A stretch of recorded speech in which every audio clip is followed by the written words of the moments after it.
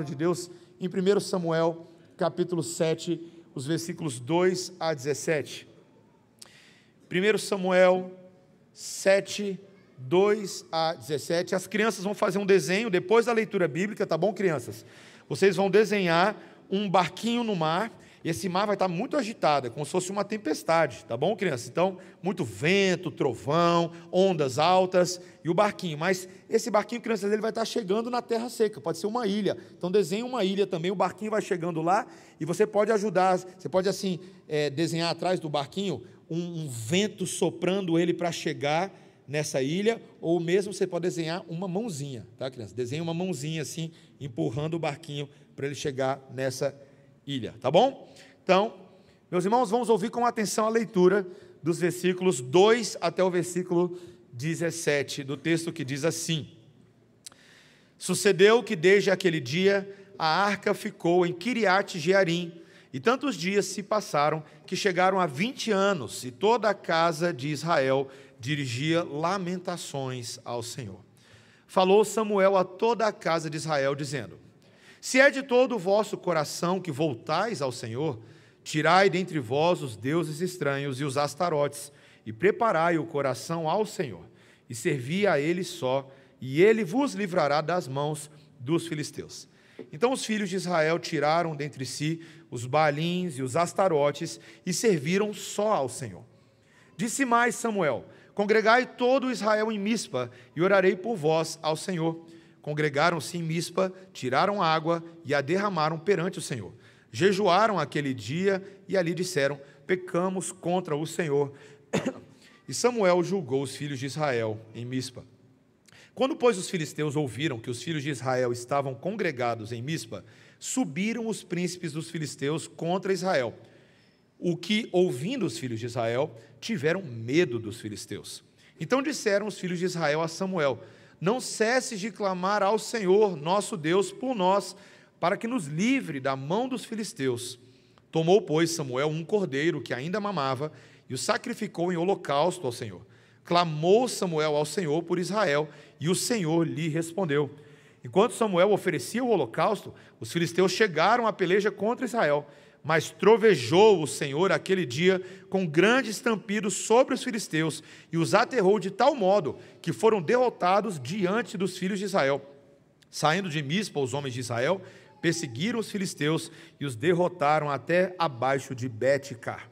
Tomou então Samuel uma pedra e a pôs entre Mispa e Sem, e lhe chamou Ebenezer, e disse: Até aqui nos ajudou o Senhor.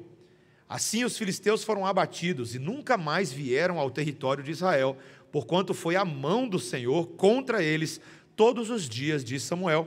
As cidades que os filisteus haviam tomado a Israel foram-lhe restituídas, desde Ecrom até Gate, e até os territórios delas arrebatou Israel das mãos dos filisteus, e houve paz entre Israel e os amorreus. E julgou Samuel todos os dias de sua vida a Israel. De ano em ano fazia uma volta, passando por Betel, Gilgal e Mispa, e julgava a Israel em todos esses lugares. Porém voltava a Ramá, porque sua casa estava ali, onde julgava a Israel e onde edificou um altar ao Senhor. Esta é a palavra de Deus. Feche seus olhos, vamos orar mais uma vez. Senhor Deus, nós queremos aprender agora. Tu és o professor e nós somos os alunos na sala de aula do Espírito Santo. Dá-nos atenção, como alunos bons, dedicados, verdadeiros discípulos, ouvindo a voz do Mestre. Queremos, Senhor, aprender também e crer naquilo que o Senhor nos ensina, não apenas saber, como se fôssemos fazer uma prova teórica. Queremos confiar no que o Senhor nos ensina, mas também amar e nos deleitar em Ti, Senhor. Ó Espírito Santo de Deus, age em nosso coração, em nome de Jesus. Amém. Semana passada, meus irmãos, eu fiz menção de que um evento que marcou a minha vida foi o 11 de setembro de 2001, quando aqueles aviões guiados por terroristas atingiram as Torres Gêmeas, o World Trade Center, lá nos Estados Unidos. E aquele atentado em Nova York matou quase 3.000 pessoas. Quase 3.000 pessoas perderam a vida naquele dia. Mas eu gostaria de, como ilustração inicial desse sermão, falar que anos depois, meus irmãos, naquele mesmo lugar onde se erguiam as duas torres, foi construído o famoso Memorial Nacional do 11 de setembro. Alguém já foi lá? É muito interessante. Eles colocaram duas quedas d'água, bem bonitas, e eles marcam exatamente o lugar onde as torres caíram. Levou muito tempo para limpar tudo, meus irmãos, foram anos limpando aqueles escombros, e depois eles construíram aquele memorial. E aquele memorial é marcado pelos nomes das vítimas que foram gravados em placas de bronze. E a intenção do memorial é muito clara. Quando uma pessoa vai lá, não importa se ela é norte-americana ou não, ali ela tem a oportunidade de lembrar o que foi perdido, de refletir sobre o que foi aprendido e afirmar que, apesar da dor, o povo norte-americano resistiu e continua de pé e tem aprendido a olhar para frente e não para trás. Meus irmãos, memoriais e marcos têm um significado simbólico. Essa semana eu ouvi de uma história de uma japonesa, que uma missionária cristã, que ela tem alguns marcos, ela tem um caderninho de anotação, que ela vai lembrando das coisas que o Senhor tem feito, dos livramentos na vida dela, coisas que não recordam somente o passado, mas dizem quem nós somos daqui em diante também. Esse texto de hoje, meus irmãos, é centrado nesse versículo 12, o famoso versículo sobre Ebenezer. Às vezes a gente coloca até o nome dos nossos filhos de Ebenezer. Até aqui nos ajudou o Senhor. Que palavra profunda da Bíblia, meus irmãos. Que texto impressionante. Uma história, um marco sobre o auxílio de Deus constante e soberano, conduzindo o seu povo.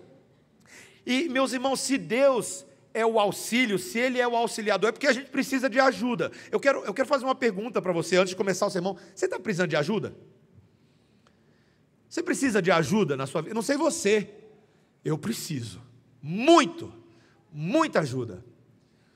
E o texto de hoje fala desse auxiliador, que ajuda de verdade, que age naquilo que a gente mais carece. E o texto nos mostra isso em 4 pontos, que eu creio que são muito claros nesse texto, não é tão difícil de enxergá-los.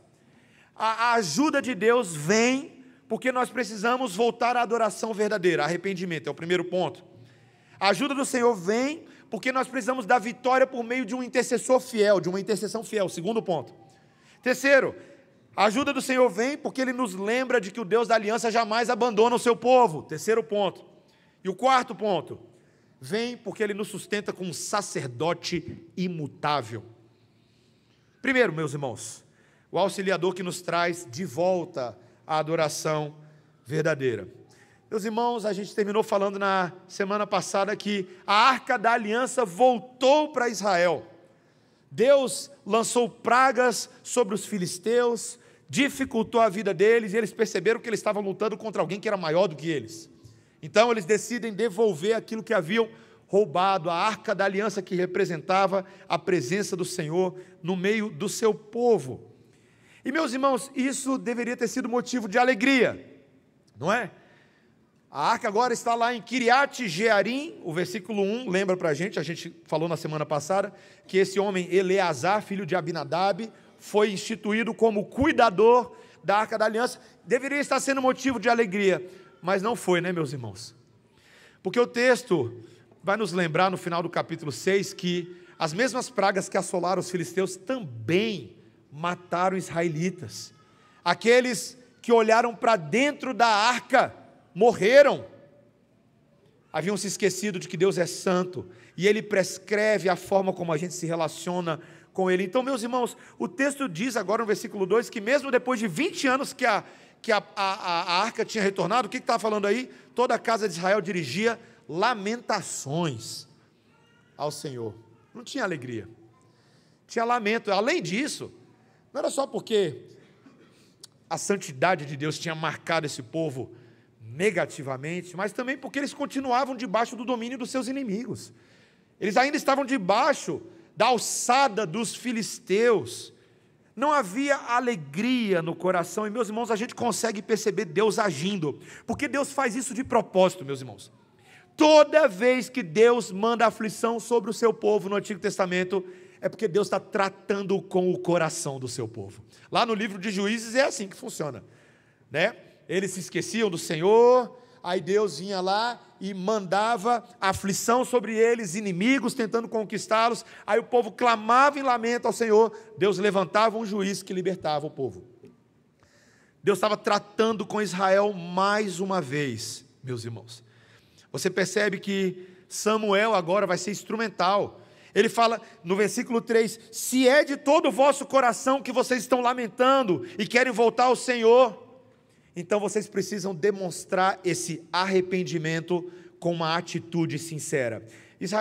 Samuel vai deixar claro nesse versículo 3, olha aí meus irmãos, que o problema deles não era os filisteus e nem a Arca da Aliança. Olha o versículo 3, na metade ele fala, tirai dentre vós os deuses estranhos e os astarotes. O problema, israelitas, é que vocês, o coração de vocês, foi tomado pelos deuses estrangeiros. O problema não é os filisteus. O problema não é a santidade da Arca da Aliança. O problema é que o coração de vocês está tentando servir a dois senhores. E Jesus já havia dito para a gente lá no Sermão do Monte, é impossível servir a dois senhores.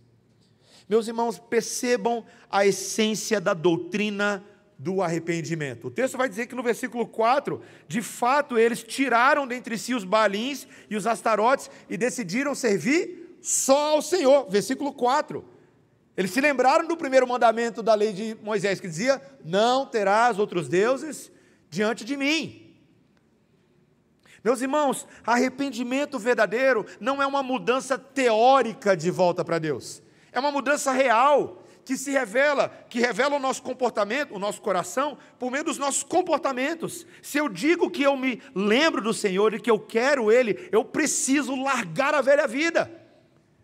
Eu preciso largar esses velhos hábitos que tenazmente nos assediam, porque agora eu tenho um Senhor na minha vida. É Ele quem manda no meu tempo, na minha forma de pensar, no meu coração, nas minhas prioridades. A seleção brasileira está de técnico novo, né? O nome dele é Carlos Ancelotti. Veio lá da Espanha, consagrado, campeão. Mas até a chegada dele, muita gente ainda estava assim, não, a gente não precisa de técnico novo, não. Porque a gente vai arrumar um estrangeiro para ser nosso técnico? A gente se resolve por aqui, a gente é Brasil. Imagina o primeiro dia de treino do Carlos Ancelotti com os jogadores da seleção brasileira. Talvez ele vira para eles e fala assim, aqui eu estou deduzindo, tá? Ele poderia falar assim, esqueçam-se de tudo que vocês aprenderam até agora, porque eu cheguei e a partir de agora as coisas vão ser diferentes. Talvez o Vinícius Júnior, o Rafinha, alguém poderia virar para ele e falar assim, ô professor, calma lá professor, aqui é seleção brasileira, né? A gente sabe o que a gente está fazendo. Aí o Ancelotti poderia dizer, sabe nada, vocês acabaram de perder de 4-1 para a Argentina. Vocês não faziam isso antes, mas agora vocês fazem. Então esqueçam, tem técnico novo no pedaço. Daqui para frente as coisas vão ser diferentes. Meus irmãos, eu e vocês não somos jogadores da seleção brasileira, nós somos jogadores de uma seleção superior. Deus é o Senhor da sua vida? Ou você está tentando servir a dois senhores? Será que às vezes o nosso coração está dividido? O Thomas Watson, no livro dele, A Doutrina do Arrependimento, ele disse, o verdadeiro arrependimento não consiste apenas em uma mudança de mente, mas em uma mudança de vida. É o abandono do pecado a partir de uma mente renovada, de um coração quebrantado, diante do Deus que perdoa pecados. Meus irmãos, se nós queremos praticar o arrependimento, a gente tem que identificar quais são os astarotes, quais são os Baalins que estão ocupando o nosso coração, porque Deus não aceita essa competição.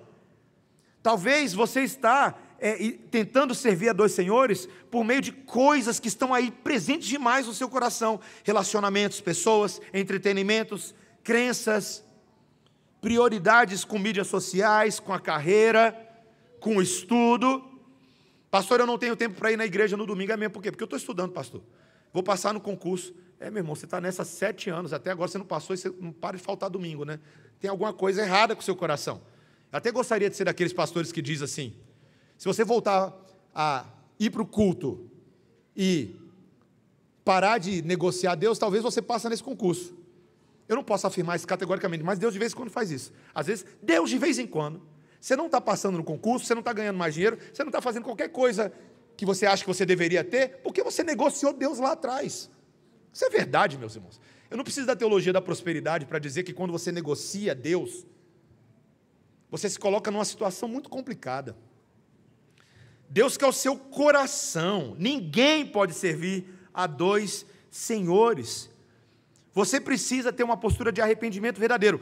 Parar de fazer o errado, não é só parar, é começar a cumprir o certo. O marido que antes não estava amando a esposa estava reclamando, você não me ama. Aí ele tem que reconhecer isso, ele tem que falar assim, eu tenho que amar minha esposa. Só que agora ele tem que amar de verdade. Ele tem que amar não só de pensamento, ele tem que amar de palavras, de ações. Tem que lavar a louça de vez em quando, comprar chocolate, flores, alguma coisa assim. Fazer massagem nas costas dela de vez em quando. Não precisa ser sempre ela pedindo, não, tá? Vai lá e faz voluntariamente de vez em quando. Amar de verdade. Nós precisamos, meus irmãos, nos lembrar que o arrependimento tem que ser demonstrado. Todo mundo tem que olhar e falar assim, ele está arrependido mesmo.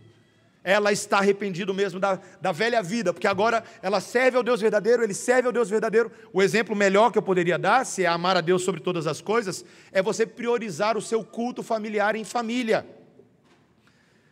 Aqueles que não têm praticado o culto familiar, meus irmãos, precisam praticar. Isso vale para todo mundo, para vocês e para mim. Não use a desculpa de tempo, priorize Deus. Priorize Deus. Bota o alarme, dispara, hora do culto familiar, desliga o iPad, desliga a televisão, para de fazer dever de casa, vai lavar a louça depois, o banho é depois, culto familiar. Faça, mostre a sua vida com prioridades. O auxiliador vai te ajudar, ele se compromete conosco. Porque, em segundo lugar, também, a gente vai perceber nesse texto que ele concede vitória por meio dessa intercessão fiel em nosso favor. O texto agora diz que Samuel, no versículo 5, manda juntar todo mundo lá em Mispa, e ele diz ao povo, lembra que Samuel é essa figura sacerdotal e profética, ele diz, eu orarei por vós ao Senhor. E ali eles foram com o coração bem contrito, meus irmãos. Tiraram água, derramaram perante o Senhor, versículo 6, jejuaram naquele dia, é bom a gente falar de jejum, reconheceram, nós pecamos contra o Senhor, e ali, meus irmãos, Samuel decidiu agir em favor deles. O texto é fascinante, sabe por quê, meus irmãos? Porque ele mostra duas cenas, do lado de cá eles estão ali em Mispa, adorando a Deus, mas do outro lado, a notícia chega por WhatsApp lá nos filisteus, e eles descobrem que todos os israelitas se juntaram em Mispa para uma assembleia, estão ali vulneráveis. Provavelmente os filisteus falaram assim, mas aí facilitou a nossa vida, né? Todo mundo num lugar só, desse jeito, vamos matar todo mundo assim, sem precisar atacar todas as cidades, bora lá.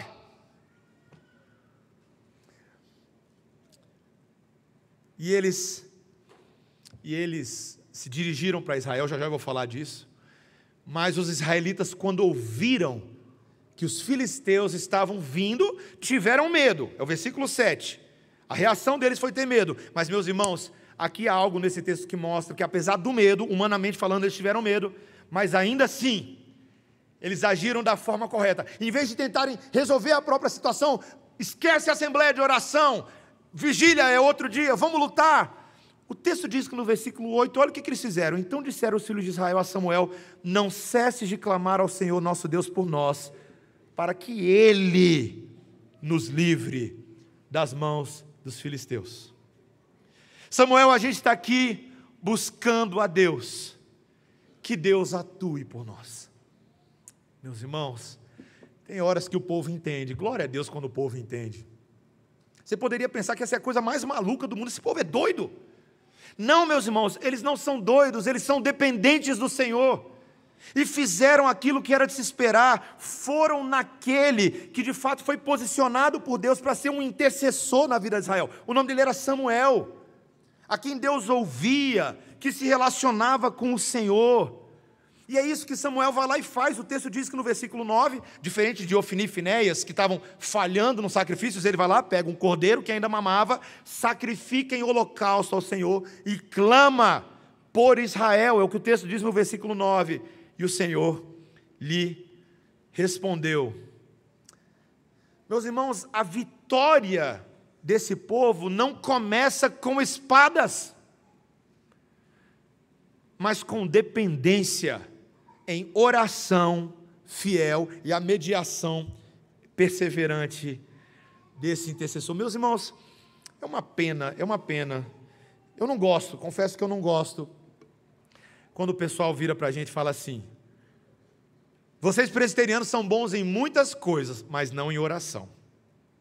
Eu não gosto de ouvir isso. É claro que o orgulho da gente fica meio ferido, mas talvez o motivo pelo qual eu não gosto é porque seja meio verdade, né? Meus irmãos, o fundador do presbiterianismo, oficialmente falando, é um homem chamado John Knox, que no século XVI, ele foi considerado o pai dos presbiterianos, porque ele pegou aquele modelo presbiteriano de governo de igreja, que ele aprendeu em Calvino, em Genebra, e ele implementou de fato na vida comum da igreja da Escócia. E sim, ele era um presbiteriano de verdade, conhecia a boa doutrina, predestinação, eleição, eclesiologia, o que você quiser, John Knox sabia. Mas ele era temido porque ele era um homem de oração, um homem que buscava o Senhor. O pai do presbiterianismo, oficialmente falando, era um homem que, assim como Daniel, que orava 3 vezes ao dia, lembra de Daniel na Bíblia? John Knox fazia a mesma coisa. As pessoas frequentemente abriam a porta e encontravam John Knox orando, de manhã, de tarde e de noite. A vida dele era assim. E, meus irmãos, você precisa entender que a oração, ela decorre da compreensão de que em situações de necessidade nós precisamos orar. Às vezes Deus vai ativar a nossa vida de oração na marra, mandando dificuldade para a gente. Quando você está subindo ou descendo o elevador do seu prédio, ou de alguma repartição pública, qual foi a última vez que você ficou preso num elevador? É uma experiência terrível, né? Ninguém gosta. As crianças ficam aterrorizadas com o dia que elas vão ter que ficar presas no elevador. Todo mundo vai ficar mais cedo ou mais tarde. O que você faz nessa hora? Tem um botão lá, vocês lembram? Emergência. Né? Lá no meu antigo prédio era assim, você apertava aquele botão, fazia um barulho. E aí você fica lá de dentro do elevador gritando: alguém aí me ouve, eu estou preso. Porque você não pode se livrar. Se você está preso dentro do elevador, é porque você não tem condições, você não é o Hulk para abrir a porta, né? Ou Missão Impossível para sair pelo teto do elevador. Você está preso. Você precisa que alguém faça algo por você, e aquele botãozinho é o botãozinho mágico, né? Você nunca apertou aquele botãozinho com tanta força, é a sua oração daquele momento, e só vai dar certo se do outro lado na portaria, número 1, tiver alguém que ouça, e número 2, essa pessoa tenha poder para resolver a sua situação. É tão maravilhoso. Não sei se você já passou por essa experiência, quando vem aquele super-herói e abre a porta do elevador, e você, te amo.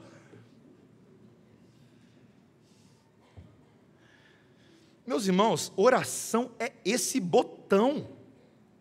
Calvino, nas Institutas, no livro 3, capítulo 23º parágrafo, ele disse: a oração não muda a vontade de Deus, mas é o meio ordenado por Ele para realizar seus propósitos eternos. Pastor, para que eu vou orar? Se Deus soberanamente já sabe todas as coisas. Ué, mané, porque Ele mandou. Porque Ele mandou você orar. Ele espera isso de você, não é uma opção em tempos de aflição, é o que você tem que fazer na sua vida. A soberania de Deus se executa por meio de oração. Oração, ela está junto com a fé, as duas andam de mãos dadas. Igrejas ao longo da história, em momentos de crise espiritual ou de grande perseguição, elas têm que fazer o que elas têm que orar. Eu espero que Deus não tenha que fazer isso sobre nós, mas se tiver que fazer, que faça. Para que a gente ore mais como igreja, para que a gente jejue mais com arrependimento sincero juntos. A oração, em vez de apenas mudar estratégias humanas, ela nos ajuda a observar Deus agindo com poder sobre nós.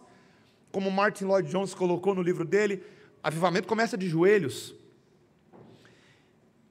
A gente lê coisas na Bíblia, a gente se esquece. Meus irmãos, como a gente precisa valorizar a intercessão na comunidade cristã?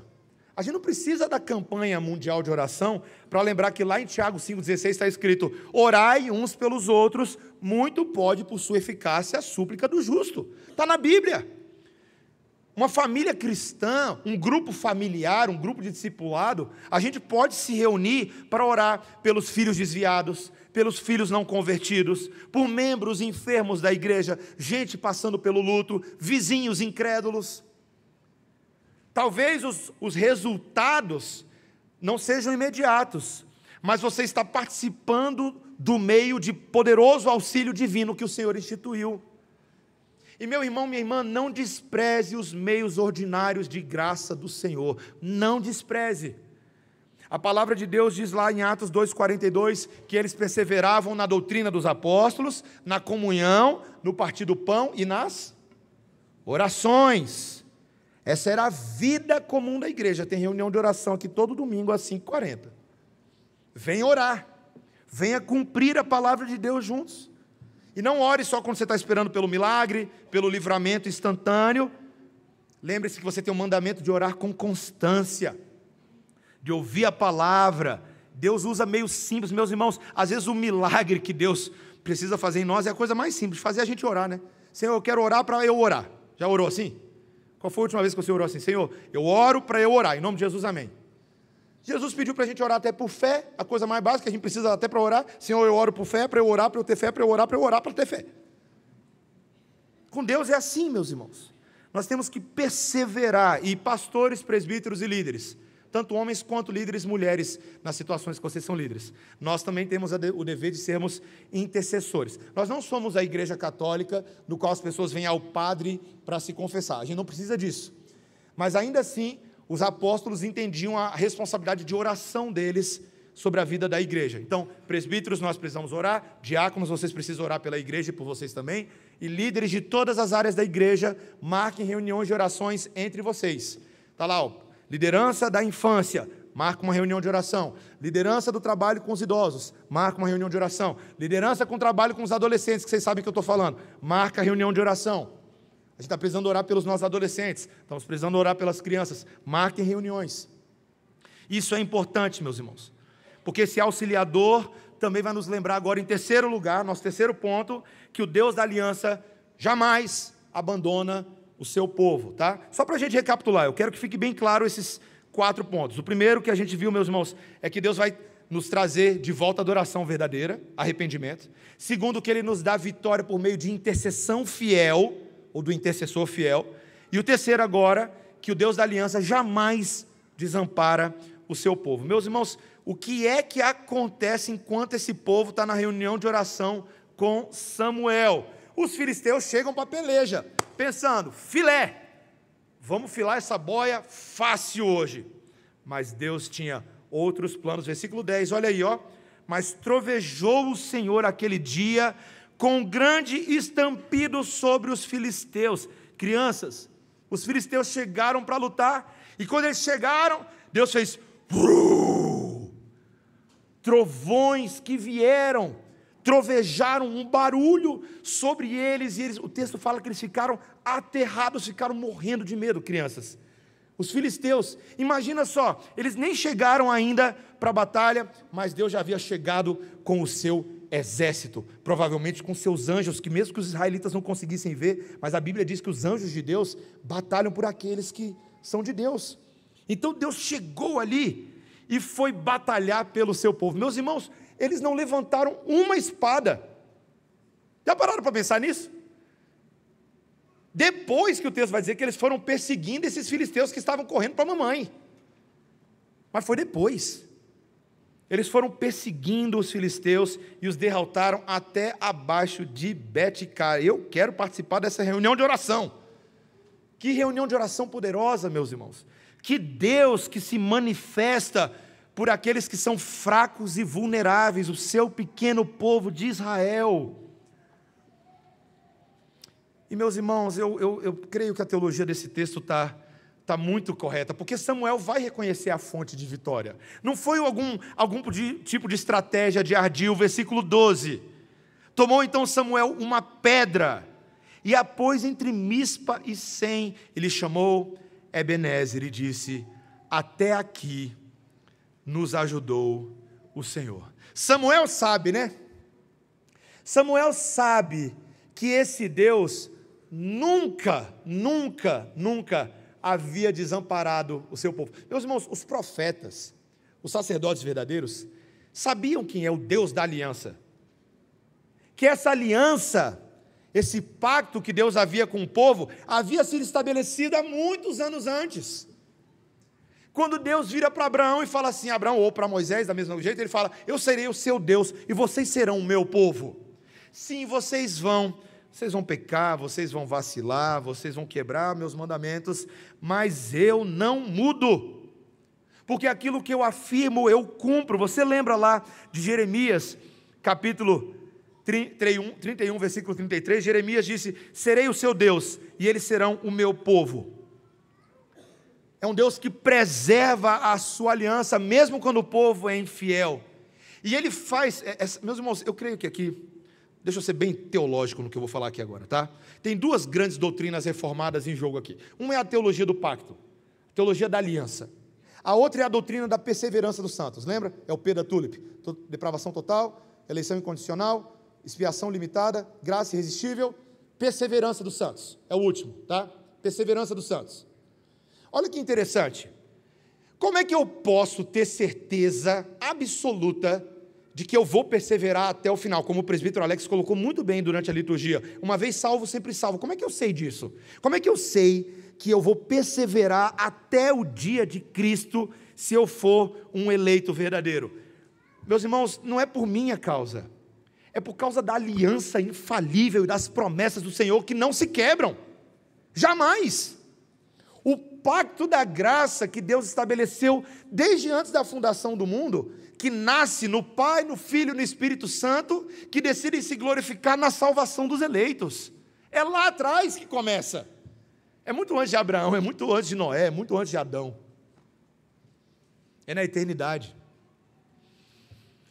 É o que Deus decide na eternidade que me faz chegar até o final e conseguir a vitória sobre o pecado, sobre os inimigos, sobre o diabo, sobre o mundo.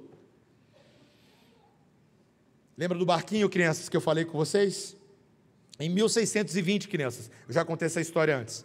Em 1620, um barquinho saiu lá da Europa, ali da região da Irlanda, e ele tinha lá como tripulantes 102 pessoas, que a gente chama de peregrinos, tá? Inicialmente eram 2 barquinhos, só que o primeiro barquinho quebrou.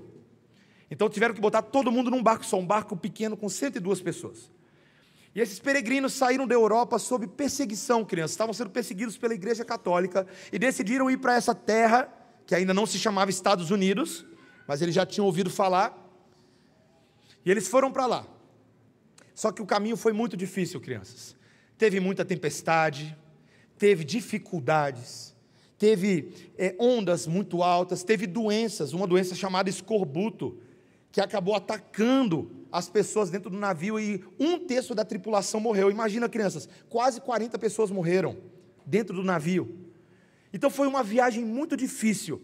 Mas sabe de uma coisa, crianças? Todos aqueles peregrinos criam em Deus.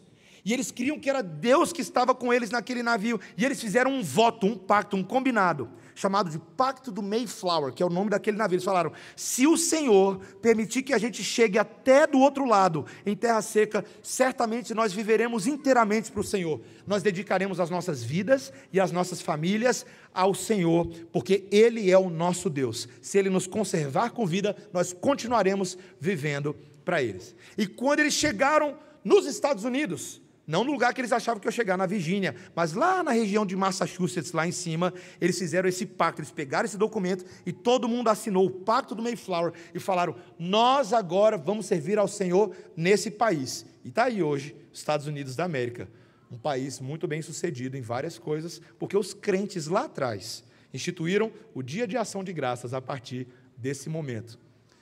Queridos, quais são os Ebenezers que a gente vai tendo na nossa vida? Vocês já pararam para pensar o quanto Deus tem empurrado o seu barquinho? Porque alguns de vocês estão aqui hoje à noite, não sei nem como, porque você sabe que alguns de vocês já eram para ter morrido.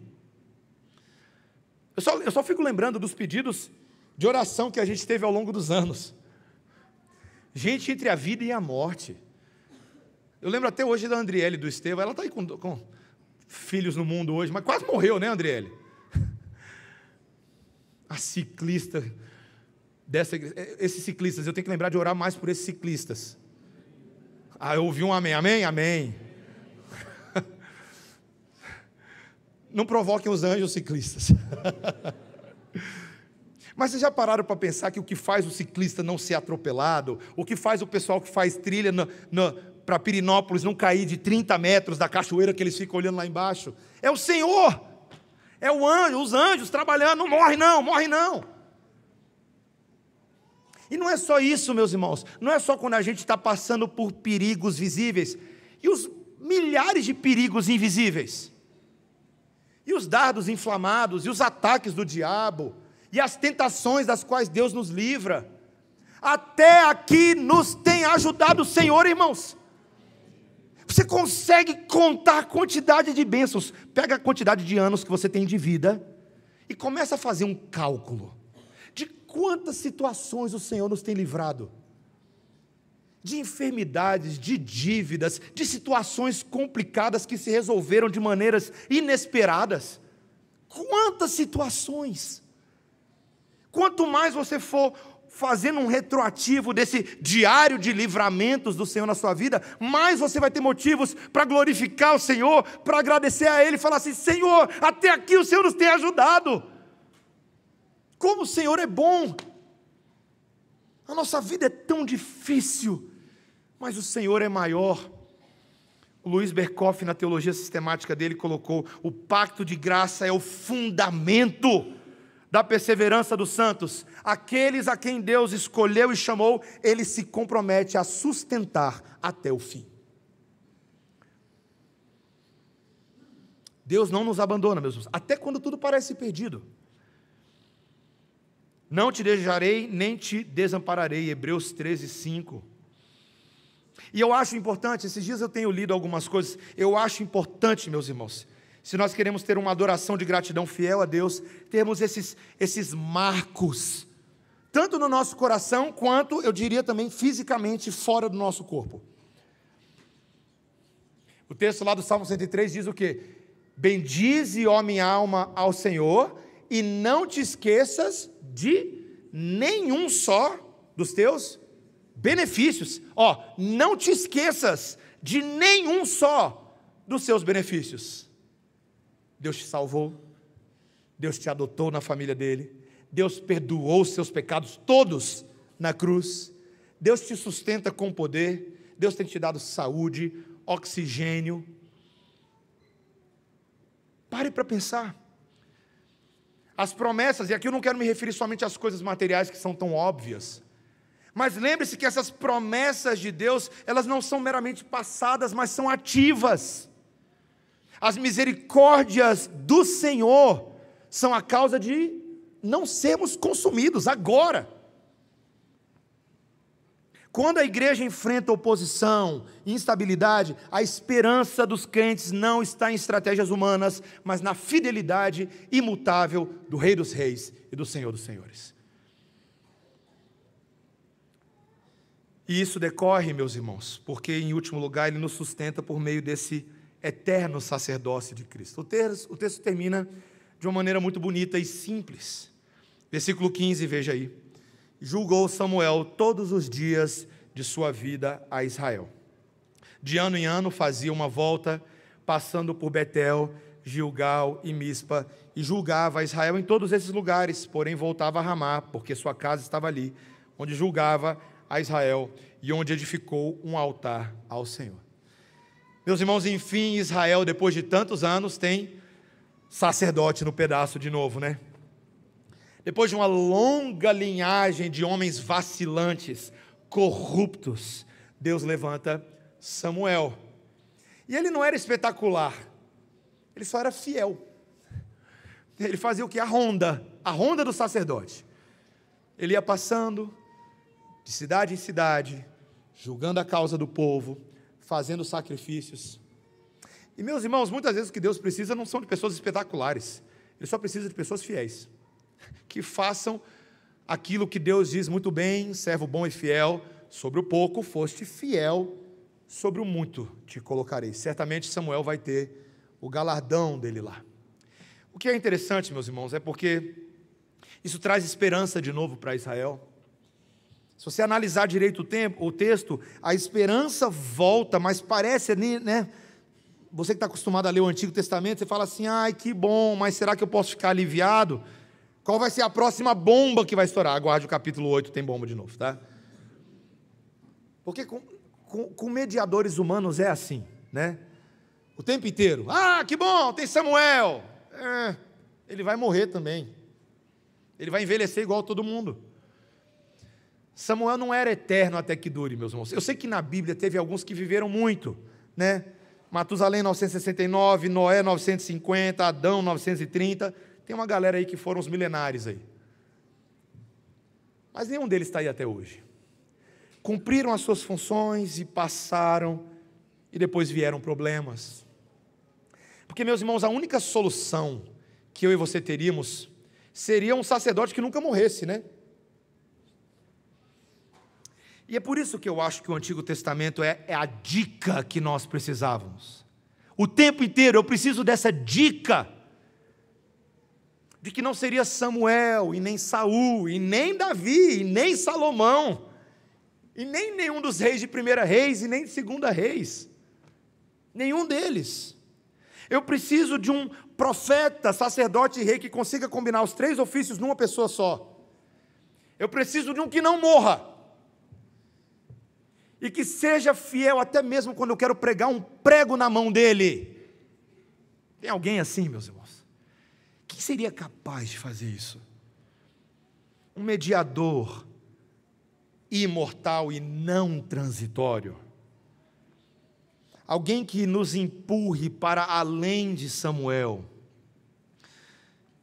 Essa fidelidade de Samuel claramente prefigura o Messias, aquele que intercede continuamente, cujo sacerdócio começou nos seus dias na terra. Eu quero que vocês entendam como essas doutrinas são preciosas. Nunca termine na doutrina da ressurreição, tá? Se você está pregando o evangelho para alguém, você fala, Jesus é legal, porque ele morreu. Sim, morreu, perdoou pecados. Jesus é legal, porque ele ressuscitou. Sim, é verdade também. Mas não pare aí, porque essa não é a doutrina da obra de Cristo completa. Se Jesus só tivesse morrido e só tivesse ressuscitado, colega, eu e vocês não estávamos aqui hoje. O fato de estarmos aqui hoje é porque esse que ressuscitou dos mortos subiu aos céus. Doutrina da ascensão de Cristo. E logo na sequência ele começou o seu reinado eterno, a sessão sacerdotal eterna. O que Jesus está fazendo agora, meus irmãos? Ele está assentado à destra do Pai, reinando em glória, e ele está intercedendo manhã, tarde e noite por mim e por você. Mesmo quando você não está orando de manhã, de tarde, de noite, ele está. O Robert McCheyne, ele disse o seguinte: Cristo vive para interceder. Esta é a base segura da segurança do crente. Nenhuma acusação pode prevalecer contra aqueles que têm esse tipo de advogado eterno, foi o que o Robert McCheyne falou. E não só isso, ele disse o seguinte, olha o que ele falou: se eu pudesse ouvir Cristo orando por mim, no quarto ao lado, eu não temeria nenhum inimigo. Mas mesmo que eu não o veja e o ouça agora, eu sei que ele está intercedendo por mim. Você não precisa ver, ele está fazendo isso agora. Ele está orando pela igreja. E eu não sei vocês, meus irmãos, mas isso enche o meu coração de tanta segurança e paz, de saber que se alguém pecar, nós temos um advogado junto ao Pai, Jesus Cristo, o justo. 1 João 2,1, que fez propiciação por nós, meus irmãos. Saber que nós estamos aqui hoje não pela nossa fidelidade, mas pela fidelidade dEle. Fiel é Deus. Fiel é Deus. E eu e vocês somos chamados à comunhão do seu Filho, partilhar disso, dessa fidelidade. E você sabe o que isso significa? Se Ele intercede por mim, por você dessa forma, eu e vocês devemos interceder uns pelos outros com essa confiança. Nós devemos oferecer a Deus sacrifícios espirituais agradáveis por meio de Jesus Cristo. Meus irmãos, talvez esse seja o grande dom em falta. Todo mundo gosta de falar dos outros dons, mas e o dom da oração? Você já pediu ao Senhor esse dom? Senhor, eu não sei qual é o meu dom, mas já que a Bíblia deixa eu pedir, eu quero ter o dom de orar. E mesmo que eu não tenha o dom, eu quero orar mesmo assim. Ajuda-me a orar, Senhor. Ajuda-me a colocar não somente o meu umbigo em oração, ainda que você também tem que orar pelo seu umbigo. Mas eu não quero ser egoísta nem na minha vida de oração. Se você pegar a sua listinha de oração diária, quais são os motivos? Você gasta mais tempo orando só pelas suas causas particulares? Ou você reserva tempo em oração para lembrar os seus irmãos? Alguém recentemente me falou aqui na igreja assim: pastor, eu tenho um grande problema aqui na igreja, eu acho que o problema é comigo porque eu não consigo lembrar o nome de ninguém. A igreja cresceu, todo mundo mudou, eu acho que eu vou mudar de igreja porque está grande demais. Aí eu falo assim, desculpinha esfarrapada. Sabe por quê, meus irmãos? Posso dar uma dica que eu aprendi lá nos Estados Unidos? Se a gente orasse mais uns pelos outros, a gente não esqueceria os nomes. Posso provar para vocês? Eu tinha um professor chamado Charlie Wingard, meu professor de pregação. Também foi professor do Luiz Felipe, que está chegando aí agora para ser pastor com a gente. Semana que vem ele começa a chegar aí, para estar com a gente. Foi meu professor de pregação. Toda vez que eu vou usar meu celular aqui como... Ele tinha um caderninho. Imagina que isso aqui é um caderninho. Primeiro dia de aula que eu conheci o Charlie Wingard, ele era o professor substituto, ele chega: oi, tudo bem? Qual que é o seu nome? Ele falou assim, falei, meu nome é Mateus. Oi, Mateus, de onde você é? Do Brasil. Aí ele pega e tira o caderninho de oração dele. E ele anota: Mateus, eu vou só anotar para eu não esquecer. E para orar por você. Ele botou Mateus de quê, Mateus? Mateus Santos, meu último nome é Santos. Mateus Santos, do Brasil. Qual que é o nome da sua esposa, Mateus? Débora. Débora. Vocês têm filhos? Não, ainda não tenho filhos, tá bom. E você está aqui, conte um pouquinho de você. Aí eu falei um pouquinho, ele anotou algumas informações básicas. E aí ele guardou, continuou a conversa comigo. A gente continuou conversando, né? Nunca tinha visto ele na vida, achei super esquisito aquilo, né? Nunca foi abordado daquela forma por ninguém. Então tá. Aí ele passa uma semana, ele viaja. Quando ele volta na outra semana, ele faz exatamente assim comigo no seminário. Ele vê de longe: oi, Mateus Santos, como que você está? Você está bem? Vem cá. Como é que está a sua esposa, Débora? Vai bem? E a sua família? E ele lembra o nome de todo mundo. E eu fiquei curioso com aquilo, eu falei: que esquisitice é essa? Eu falei: professor, como que você consegue lembrar do meu nome? Tem tantos alunos aqui no seminário. E ele falou: porque eu estive orando por você durante todos esses dias. E aquilo foi como uma espada atravessando. Eu pensei: eu? O que um pecador como eu fiz para merecer a sua oração? Eu falei exatamente isso. Ele falou assim: nada. Simplesmente Deus colocou você na minha vida e eu na sua vida. Meus irmãos, aquilo me marcou tanto. De imaginar que eu fui lembrado por nome, por aquele professor. Eu fico pensando que nós poderíamos fazer mais isso aqui na igreja. Você poderia anotar para si o nome das pessoas que você não lembra tanto. E você fala assim: o nome daquela fulana é X. E para eu lembrar, eu vou orar por ela. Vou orar de verdade. Vou falar: Senhor, me veio aqui o nome dessa fulana e eu quero orar por ela. Ou desse fulano, eu quero orar. Ou fazer um compromisso. Ele está passando por isso, ele está passando por aquilo. Ore pelos seus irmãos. O que vai acontecer no domingo é quando você encontrar com eles, vai falar: oi, fulano. Aí você vai falar assim: você lembra do meu nome? E assim nós seremos mais parecidos com Jesus, que lembra do nome de todo mundo. Até dos nomes difíceis da igreja ele lembra. Sabe por quê, meus irmãos? E eu termino com isso. Porque não fomos nós, ou Samuel, que colocou uma pedra lá em Mispa, e aquela pedra é o memorial. Não. Ele é a pedra. Quem é o Ebenezer? É ele.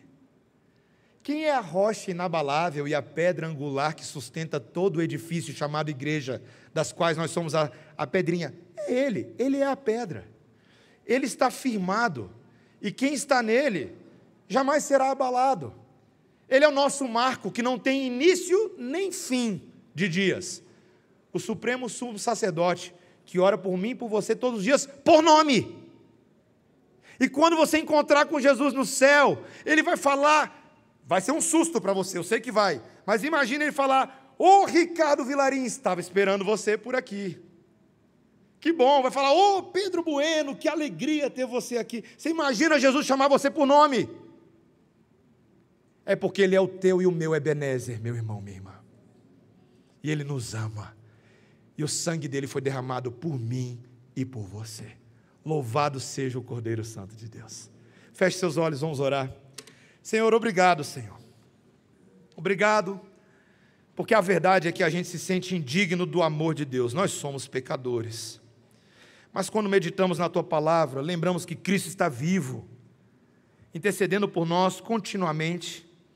É Ele que traz consolo, confiança, força para continuar.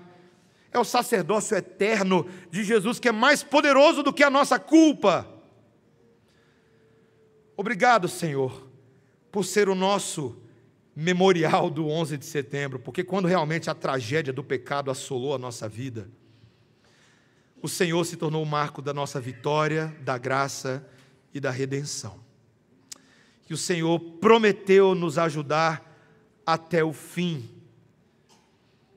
Senhor, nós podemos dizer não somente até aqui nos ajudou o Senhor, mas podemos dizer com confiança que aquele que não poupou o seu próprio filho, antes por todos nós o entregou, porventura não nos dará graciosamente com ele todas as coisas?